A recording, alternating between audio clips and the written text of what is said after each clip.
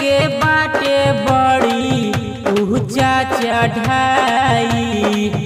हे भोले बाबा कैसे डेगवा बढ़ाई। चढ़े के बाटे बड़ी ऊंचा चढ़ाई। हे भोले बाबा कैसे डेगवा बढ़ाई। पौआ में पड़ल बाटे छाला जी।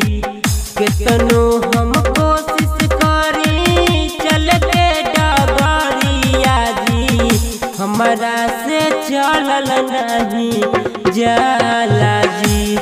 बाबा केतनो हम कोशिश करी चल के डगरिया जी। हमरा से चलल नहीं जाला जी।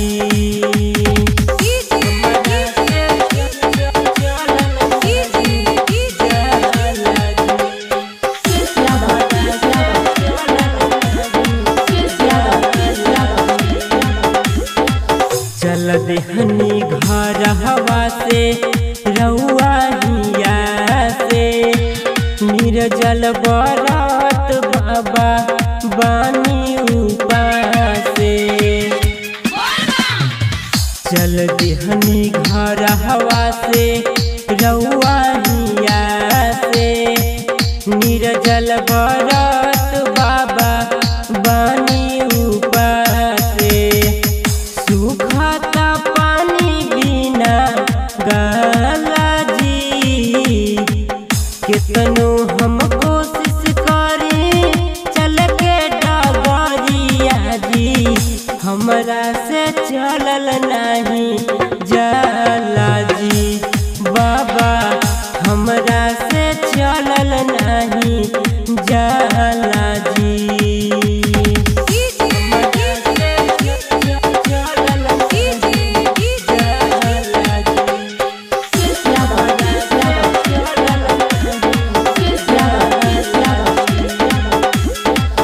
देहबो के देव रउआ हई महादानी।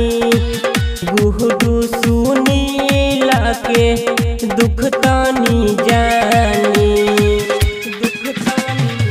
गड़तावे पत्थर गिरे अखिया से पानी।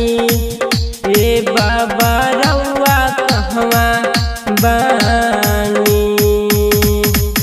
गोड़वा के दर्द न सहाला जी।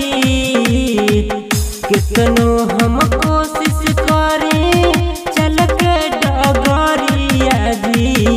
हमरा से चलल नहीं जाला जी।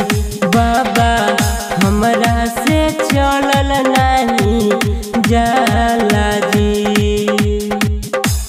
Magahi recording studio Samastipur Sheikhpura.